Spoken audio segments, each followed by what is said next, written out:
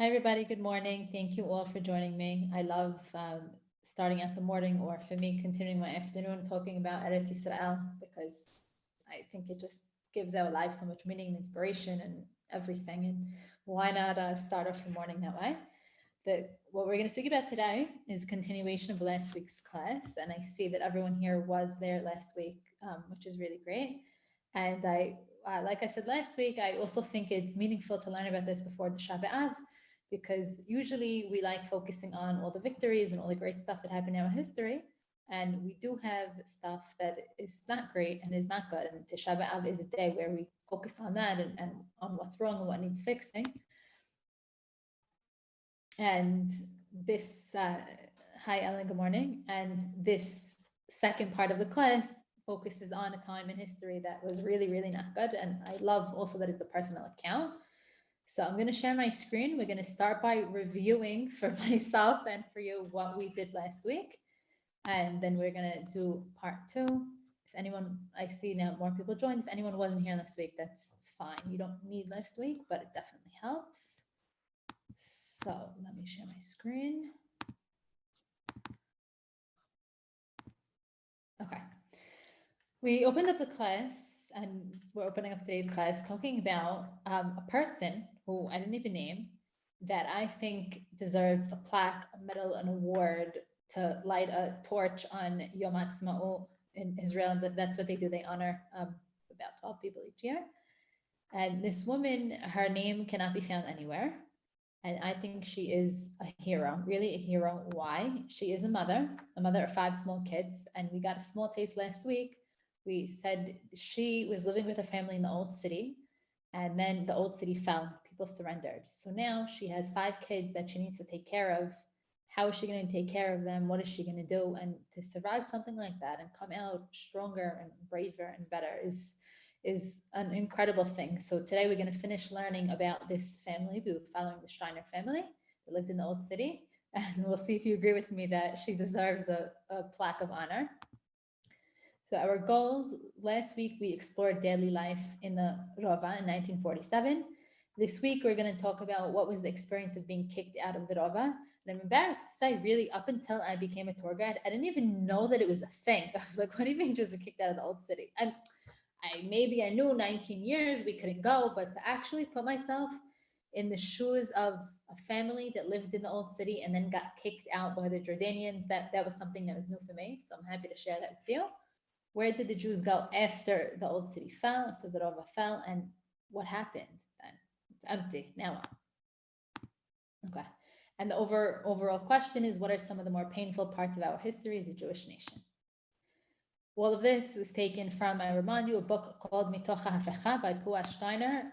This book is also translated into English, and I highly, highly recommend reading it. My mother-in-law used to read it to her kids before bed. It's not fuzzy kind of stories, but it's very meaningful. And Forever My Jerusalem is the book in English. Okay. So we ended last week saying that the Jews in the old city, they decided that they had enough. After the state was officially declared by Ben Gurion, they were fighting. They didn't have enough supplies. There weren't enough people. They didn't have enough medicine. They didn't have enough anything. And they said, we need to surrender, because if we don't surrender, we have no shot at surviving.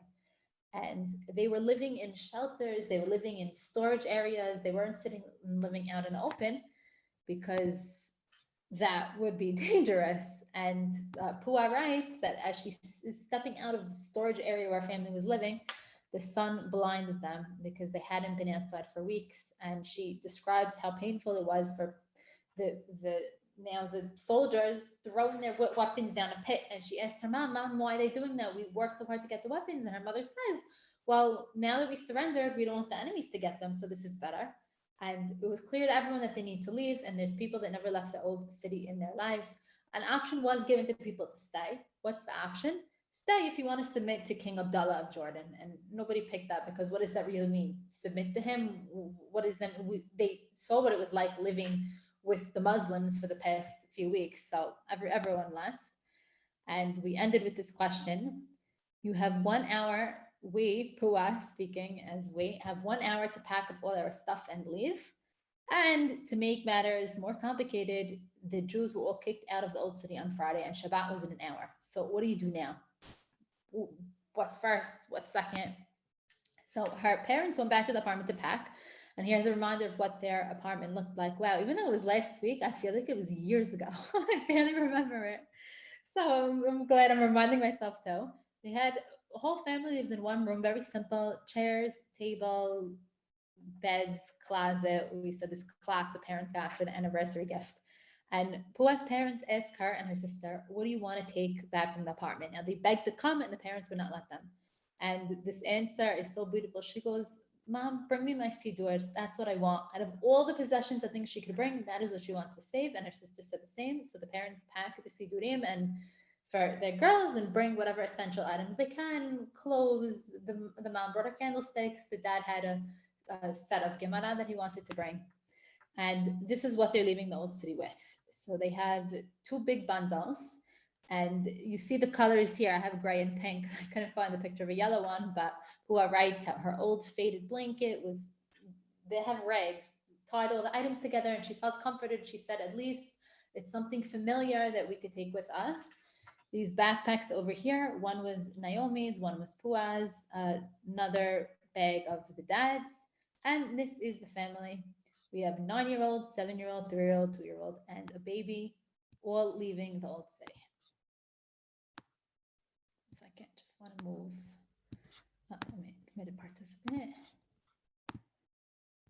A minute, sorry, technical. Okay.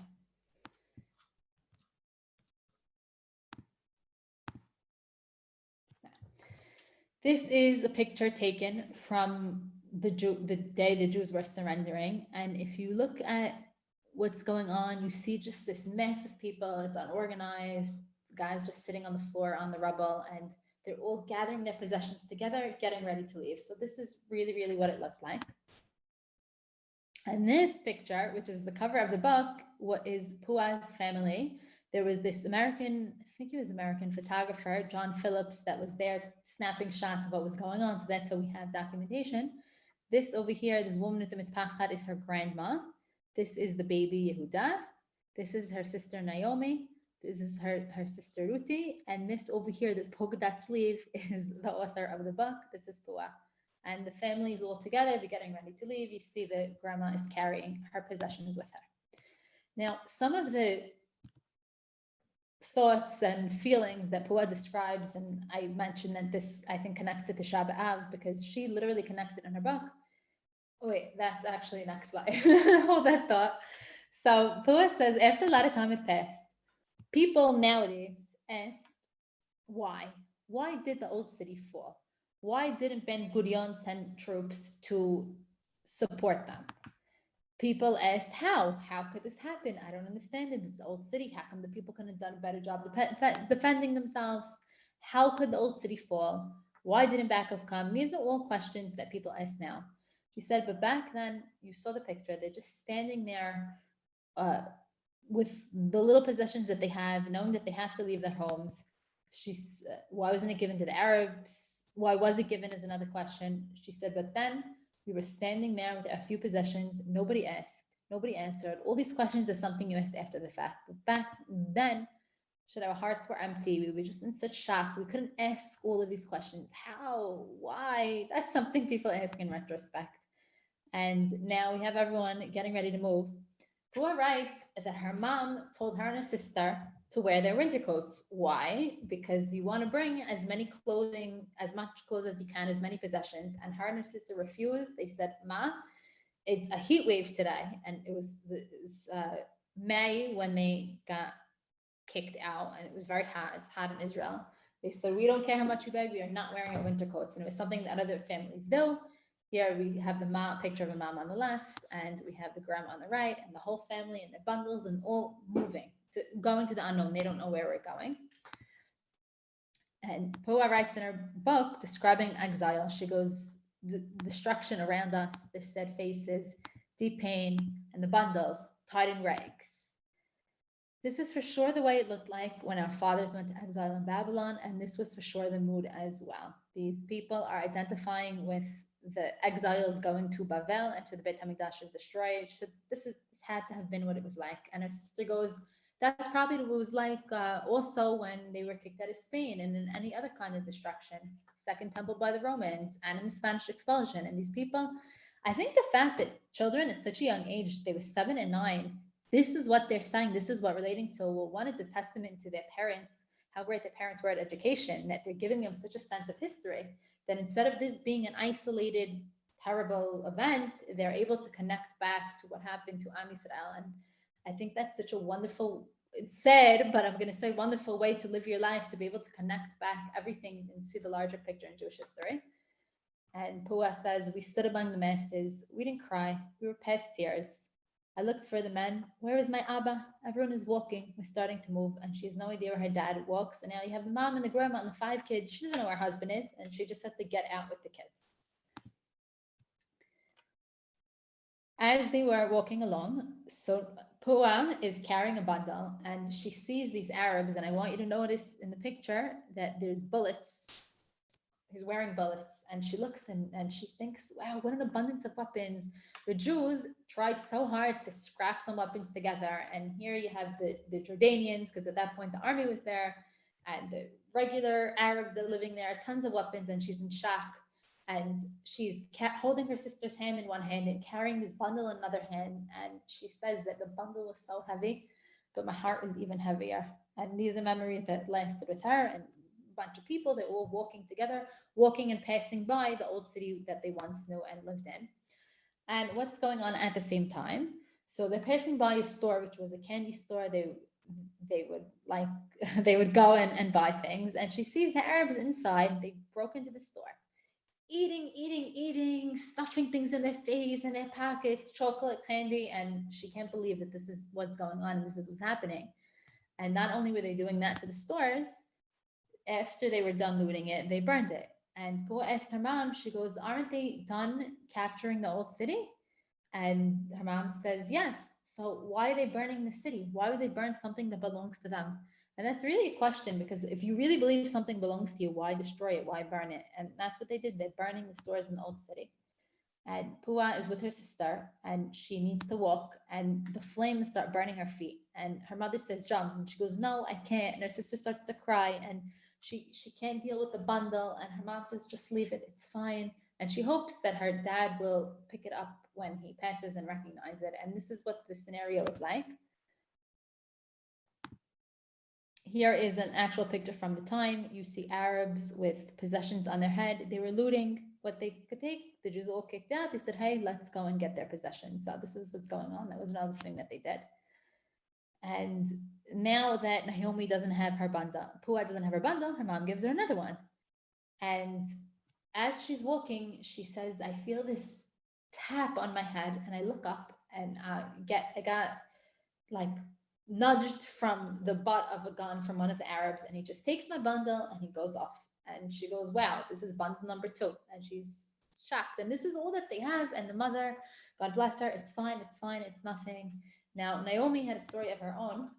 She's carrying her heavy bundle, and an Arab sees her and says, do you need any help? And she's like, wow, someone wants to help me. But this was only a trick to get the bundle away. And comes grandma to the rescue and tells this Arab, you should be embarrassed. Shame on you taking a package from a little girl. And the grandma knew Arabic and she screamed at the Arab and he gave it back. So that was her own story. Their hearts are heavy enough, and now they have this in addition. They're pushing through. Their goal is to get to Shabbat Candles, to get out. And there's huge rocks all over the place. And Ruti, the 2-year-old, hurt herself and she starts crying. And the girls, Pua described, they're literally getting crushed and they can't walk through because there's too many people going in this small area. And the mom tells them, use your elbows, push anything. And Pua, then she starts screaming because her little sister is getting crushed. And the mother, like a true mother, she hears her daughter scream, throws whatever bundle she has, goes and scoops up her daughter, and they all make it through the old city gate, through Shad Sion. Now, they were wearing their backpacks with their sidurim, and there was only possession the little girls had. They realized that the straps are getting caught on everything. They let them go. And with that, everything they had was gone. Here, people pushing through Shabbat Zion, and you can still walk through Shabbat Zion today. And knowing what went through on the other side and having that awareness, it just makes the whole experience of walking in the old city that much more powerful. That's one of the amazing things about Israel. If you know the history, you walk anywhere and you just have all this sitting in your head, and it just makes the country so much more meaningful and rich and vibrant. So this is an actual picture of the Jews. You see it's already crowded, all pushing through, bundles, a lot of people, and their backpacks, which were lost. They get through. The girls and the family is thrilled that they made it through alive, questioning that, is that even real? And then they start giving out Shabbat candles. There were people from the new city on the other side of the old city. They wanted to now help all these exiles. And Pua says, okay, Ma, let's light Shabbat candles. And her mom says, the sun set already. That's it. It's already Shabbat. We can't light candles anymore. So she says, oh, so I need to go now tell all these other people that they can't light. And her mother says, leave her. They're dealing with enough pain. We know that the sun said we can't light. If they want to light, just leave them. And this is the environment that they're taking in Shabbat. Then a woman who, a Jewish woman who was not one of the exiles, but was like working in the area, she's holding up a baby. Whose baby is this? Whose baby is this? Their little baby. Yehuda, the 2-year-old. The mother jumps up, grabs her baby.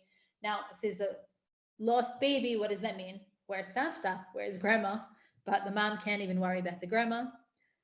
10 minutes later, they're all told to be silent, because now what happened is, I'm going to show you in a little while on a map.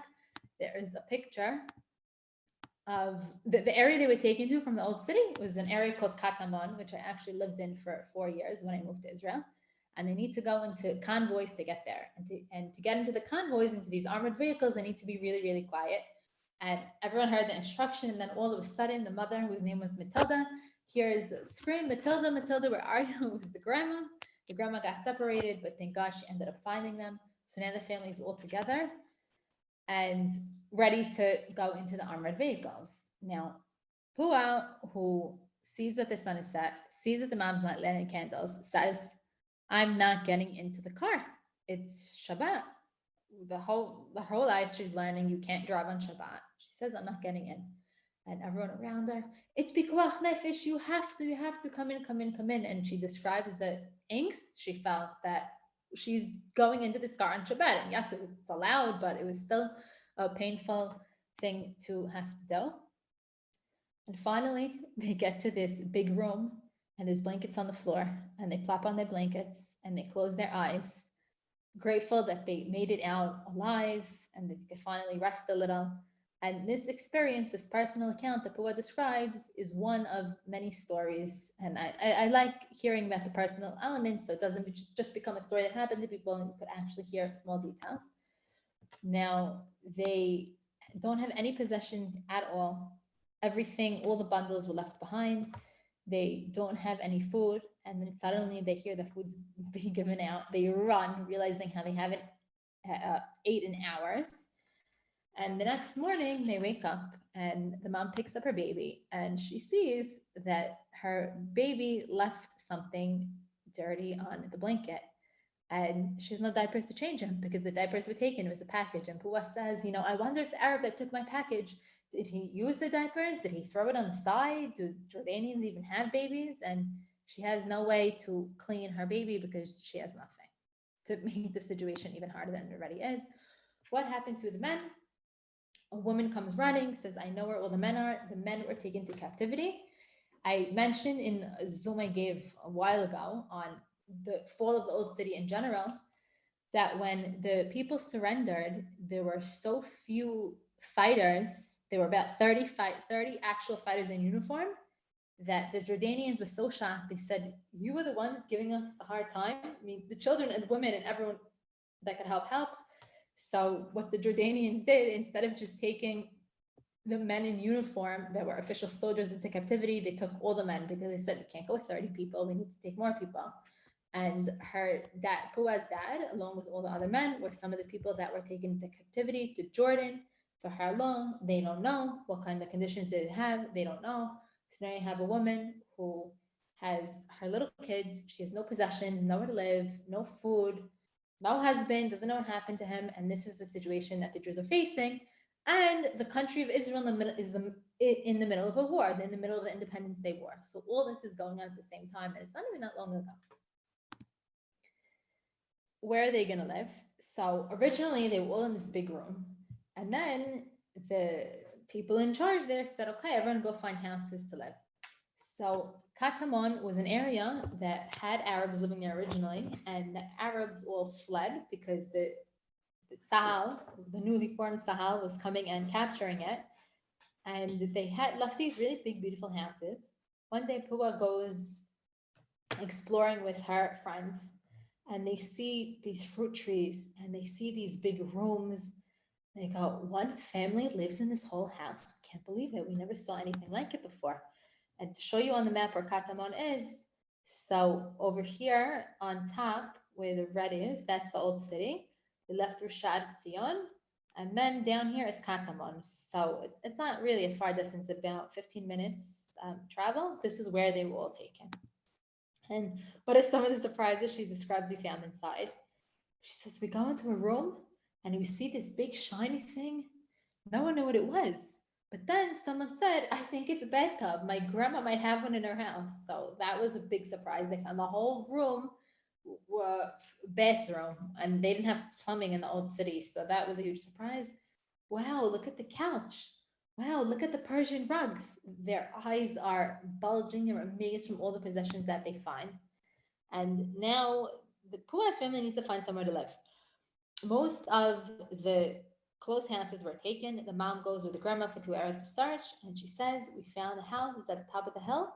And the reason why we're choosing this house is because other than the 2 huge rooms which they got and was more than Pua could ever imagine, there was a water pump. And the fact that they could get fresh water easily was key, because in the old city it was not that easy. They're staying in 2 rooms. And something else that Pua writes, she says, there was already family living in the house, but they didn't take the whole house because it never occurred to anyone that a family should live in more than 2 rooms. What do you mean more than 2? That is more than enough. So it's amazing how their whole mindset was very different than it is now. They didn't get a whole house with 5 rooms. So they're in 2 rooms, and there's a kitchen in the house and a bathroom in the house, and they're just thrilled with what they find.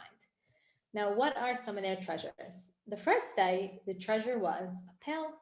We have a pail. We could carry water in it. This is what we need. This is the most basic possession that they need. We found a chair, which could be used to sit on and as a table if necessary. Powell describes that there were 2 beds in the room. There was even a crib. Okay.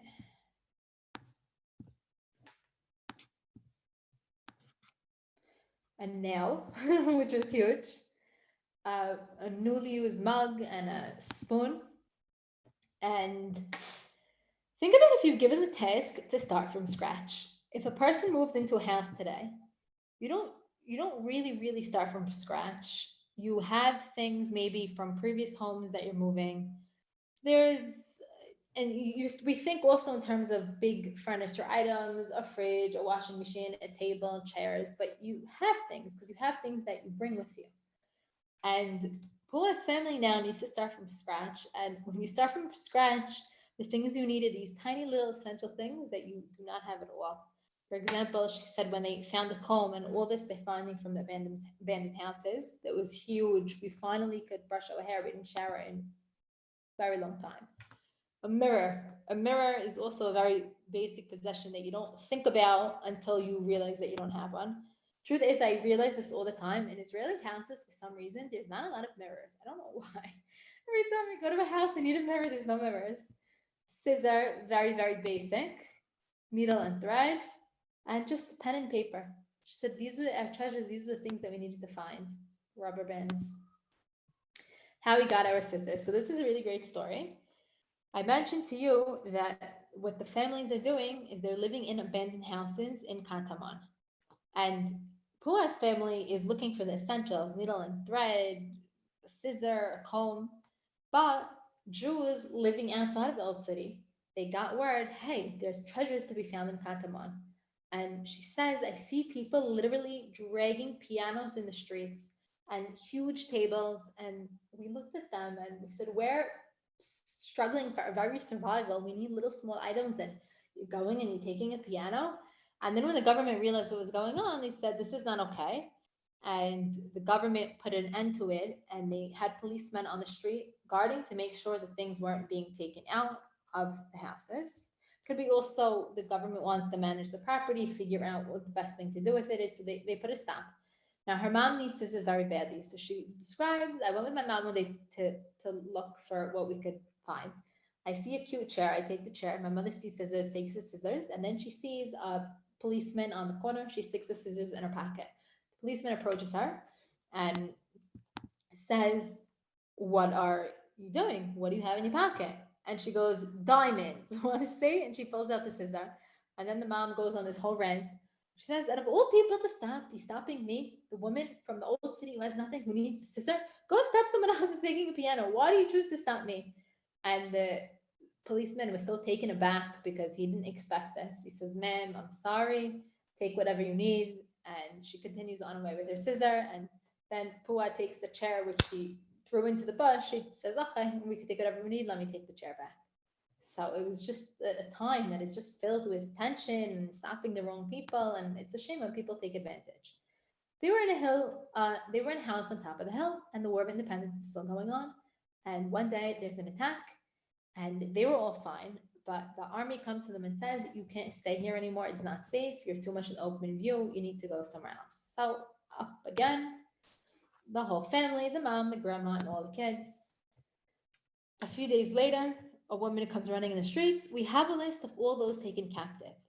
And her mom immediately runs to the station that had a list. And 5 minutes pass, and 10 minutes pass, and a half hour, and an hour, and 2 hours, and she's still not home. And in the meantime, her kids are terrified. What happened? Is our Abba's name not on the list? And she comes back home 2 hours later, and she says, a lot of names on the list are not clear. There's a name that maybe is Abba's name. An officer from the Red Cross took down the names, and he couldn't understand a lot of the Hebrew names, so it could be the reason why we don't see Abba's name. So now, to add to all the hardship and all the worry, they don't know where their father is. And a few days later, the mother goes back to the office when they clarified, and she saw that, in fact, her husband was taken captive, and his name was just written wrong because of the Red Cross officer. We got a letter. All of a sudden, one day, they get a letter from their father. They are so excited, they open it up, and they're a little disappointed to see that it's only about 10 lines written, and it's written in English. And now they want to write back. But there's strict directions for writing back. You can't just write whatever you want.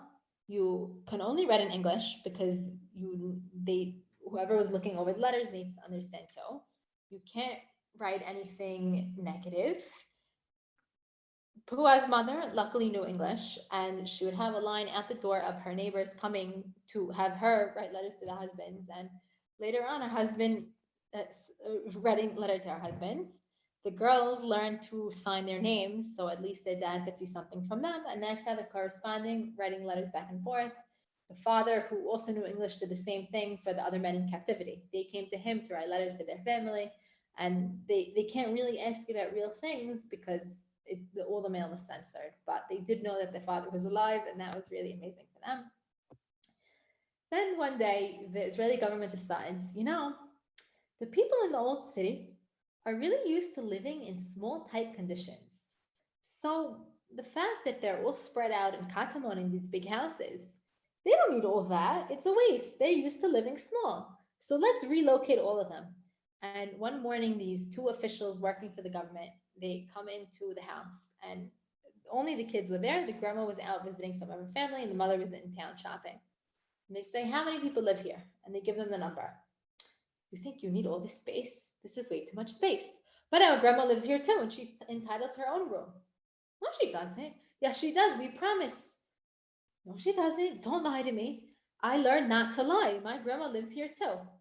And the whole family is now forced to move into one small room, which was smaller than they even had in the old city. Now, what happened to the other room? There were Jews. This I thought was unbelievable in a bad way. There were Jews from other parts of the city that had apartments, had places to live, And they heard that Katamon has these big houses, so they decided, you know what, let's move to Katamon.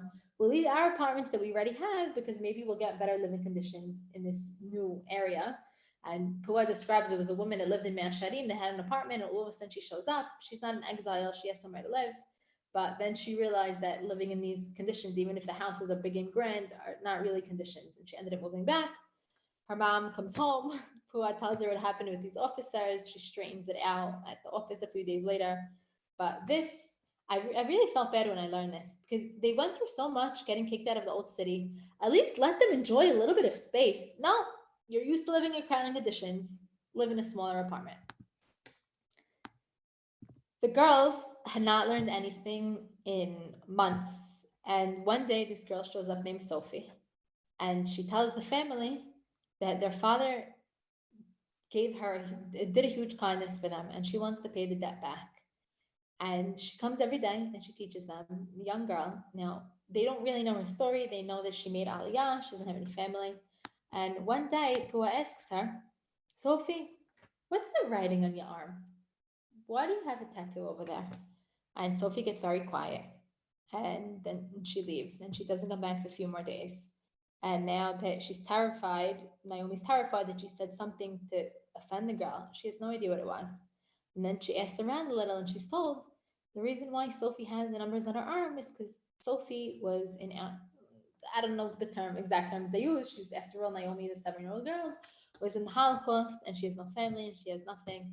And the fact that you have this young girl just survived the Holocaust, she's coming to repay a kindness and teaching the kids. It's really Am Yisrael to see all the kindness that people do for one another. And what her father originally did for her, what Pua's father originally did for Sophie was he helped teach her Hebrew. And Pua says Sophie paid us back 10 times over. And she ended up coming back. I don't know if she didn't answer about the numbers. Pua figured it out, but that was something that was very surprising to her. And there was a happy ending to the story because 9 months later, they see a familiar person walking and Abba was back. They run up, he scoops them up, and they're thrilled to finally be reunited with their father. I'm going to skip this. We already did it. It's out of order. Now, I want to summarize a little bit, and then I want to just touch on the last question, what happened to the old cities? So we said the Jews, the women and children living in houses in Katamon, and we described a little bit of their experiences, and the men were taken into captivity. So what happens after that? So we spoke about the surrender. They have an hour to pack, 2 bundles, 3 backpacks, empty hearts. They go into exile. They had no idea where they were going to. The Arabs were burning and looting the stores. The families elbowing their way through to get through Shabbat. Shabbat starts. Women are lighting candles. Pua's mother says, we can't light, it's already Shabbat. What kind of Shabbat is that? They have no possessions, no food, men taken into captivity. Then they went and lived in abandoned Arab houses, found lots of surprises inside, lived in a house at the top of the hill, collected the basic necessities, are thrilled to pieces when they got a letter from their dad. Their apartment gets even smaller when the government decides, hey, the people in the old city don't need so much room. And then finally, Abba comes back. Now, okay, let me say this and then we'll talk about what happened. I think that Pua's mother deserves a medal, an award, everything, because like I opened with, she's not someone famous. She's not someone written about in books, although she is written about in the book that Pua wrote about her family. But the struggle of a mom wanting to protect her children, wanting to keep them safe, doing everything possible, leaving all the possessions behind, being brave, finding them food, trudging up hills to find a house for them to live. It's really, the family is what builds the nation, and to have women like this and mothers like this is really a very positive thing for Am Yisrael. So I call a kavod to the mom. And what we just discussed was a very painful part in Jewish history, a very hard part in Jewish history. We know from now a personal account after hearing it. And it's something that's important to remember because, thank God, we walk around the old city so freely and so amazingly. And it just makes you appreciate it more and appreciate Am Yisrael more and what God does for us. And it was very hard. It has a good ending because the fact that we could walk around in the old city freely, it's a great ending. And we know always in the end, the ending will be good because God is on Am Yisrael's side, but the journey there is not always so good, as we'll also experience on Tisha B'Av. For the next 19 years, nobody stepped foot into the old city. If the Jews wanted to look at the Kotel, they would go on and had Zion on top of David HaMelech's grave. Parentheses, is he actually buried there? Is he not? Another zoom. No one could really see the Kotel, but they looked in the general direction. And this is what they're doing for 19 years. And then we have the glorious Six-Day War. They finally recapture the old city, recapture Ad Habayit. Imagine going to the Kotel and having a soldier watch your every move. We said last week they couldn't blow the shofar, they couldn't sit on stools. British soldier. And this is the then and now. This is what the Kotel used to look like, with all houses and narrow alleyway. And this is what the Kotel looks like now. And you'll all be very happy to see the next time we come to Israel, they're doing major construction by the area of the Kotel, and they're making it much wider and nicer. It's something exciting to see when you come to Israel, hopefully soon. Here is the Churva synagogue that we discussed last week. We said Pua loved going to pray with her family there, and then when the war started, they couldn't go, and the Arabs bombed the synagogue 2 weeks later, and now it's rebuilt and gorgeous and a beautiful experience to pray there. This is what it looks like inside, really renovated, and typical view of the old city, not war-torn. People could walk around freely. And this I especially love, because here's a picture of the Jews getting kicked out, and you see the building with the arches. Same exact building was there, except now they're playing soccer in the streets. So it's just amazing what God did for us, the difference. Thank you so much for joining. I hope you enjoyed learning this piece of history about getting kicked out of the old city. And I hope you can come to the old city soon and enjoy walking around. Have a great day.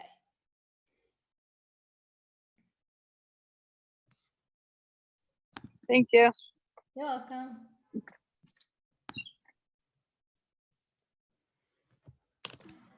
That was great. Thank you.